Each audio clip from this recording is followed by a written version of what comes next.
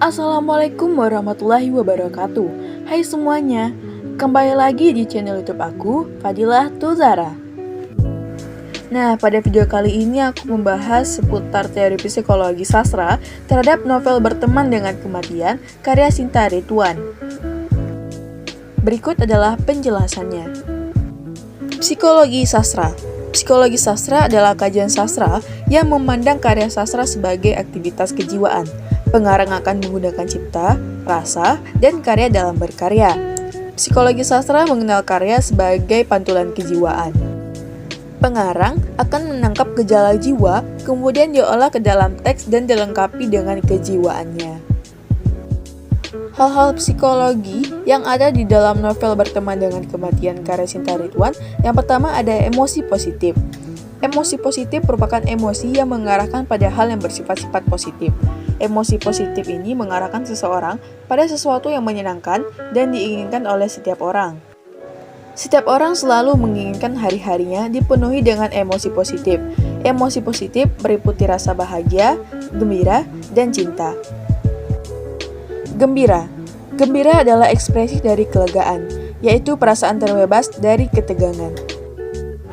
Seperti kutipan yang telah diperlihatkan, Sinta mendapatkan kejutan dari kekasihnya.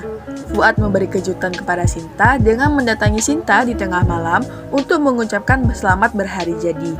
Selain itu, Fuad juga membawa a cup of cake dan sebuah surat. Berbagai kejutan dari Fuad inilah yang menjadi stimulus emosi rasa gembira Sinta. Sinta tersenyum dan memeluk kekasihnya sebagai respon emosi rasa gembira yang ia rasakan. Lalu kedua, ada ekspresi cinta. Menurut Erich Fromm, rasa cinta yang berkembang dari kesadaran manusia akan keterpisahan dari yang lain dan kebutuhan untuk mengatasi kecemasan karena keterpisahan tersebut melalui pembentukan suatu persekutuan dengan yang lain. Di dalam kutipan cerita yang telah diperlihatkan, cinta dapat mengubah Sinta menjadi lebih baik guna kebahagiaan orang yang ia cintai. Hal ini sesuai dengan ciri emosi rasa cinta yang dikemukakan oleh Prescott, yaitu orang yang mencintai sangat memperhatikan kebahagiaan, kesejahteraan, dan perkembangan dari orang yang dicintai.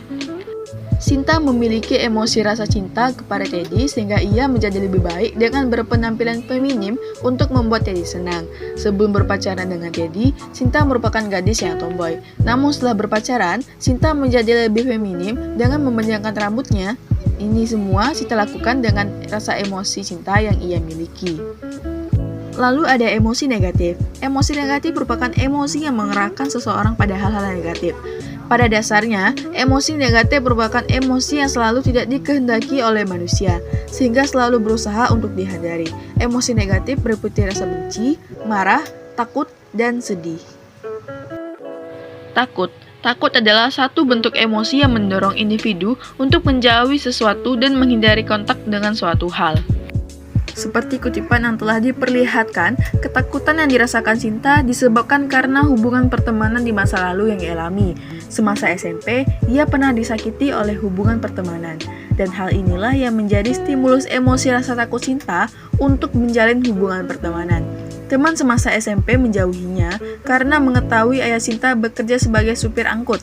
Sejak itulah ia memutuskan untuk tidak mau menjalin perhubungan pertemanan dengan siapapun. Lalu ada sedih. Sedih berhubungan dengan kehilangan sesuatu yang penting atau bernilai. Nah, seperti pada kutipan yang telah diperlihatkan, setelah kematian kekasihnya Teddy, Sinta menjadi gadis yang lebih pendiam. Ia lebih sering menyendiri. Dan kini puisi-puisi yang ditulisnya tidak lagi bertemakan semangat, tetapi keputusasaan dan kematian. Kematian Teddy telah membuat Sinta tidak memiliki semangat dalam menjalani hari-harinya. Sesuai dengan pendapat Pakes, menyatakan bahwa kesedihan yang berlarut-larut dapat mengakibatkan depresi atau putus asa yang menjerumus ke dalam kecemasan. Akibatnya menjadi pemarah serta menarik diri dari pergaulan. Hal inilah yang dialami oleh Sinta. Keputusasaan yang Sinta rasakan membuatnya menarik diri dari lingkungan. Lalu ada marah. Marah merupakan suatu perasaan yang dihayati oleh seseorang atau suatu kelompok yang cenderung bersifat menyerang. Pada kutipan novel yang telah diperlihatkan, Sinta tidak bisa mengingat cerita tentang masa kecilnya. Nenek seringkali menggantung cerita tentang masa kecil Sinta tanpa pernah menyelesaikan cerita tersebut. Nenek selalu mengakhiri ceritanya dengan derai tawa. Hal inilah yang menjadi stimulus emosi marahnya Sinta. Ia tidak bisa mengingat cerita masa kecilnya. Sesuai dengan pendapat Sarwono yang menyatakan bahwa sumber utama kemarahan adalah hal-hal yang mengganggu aktivitas untuk sampai pada suatu tujuan. Faktor utama Sinta mengalami emosi marah karena nenek selalu menggantung cerita tentang masa kecilnya Sinta. Cerita nenek yang menggantung inilah yang menjadi hal yang mengganggu aktivitas Sinta untuk sampai pada tujuan. Tujuan yang ingin dicapai oleh Sinta ialah ia ingin mengingat tentang masa kecilnya. Namun karena nenek selalu menggantung ceritanya dan mengakhiri cerita dengan derai tawa, membuat Sinta tidak bisa mengingat tentang masa kecilnya. Baiklah, mungkin hanya itu saja penjelasan mengenai teori psikologi sastra yang saya berikan kepada teman-teman semua. Terima kasih karena sudah menonton. Jangan lupa like, komen, dan subscribe video ini karena subscribe itu gratis. Wassalamualaikum warahmatullahi wabarakatuh.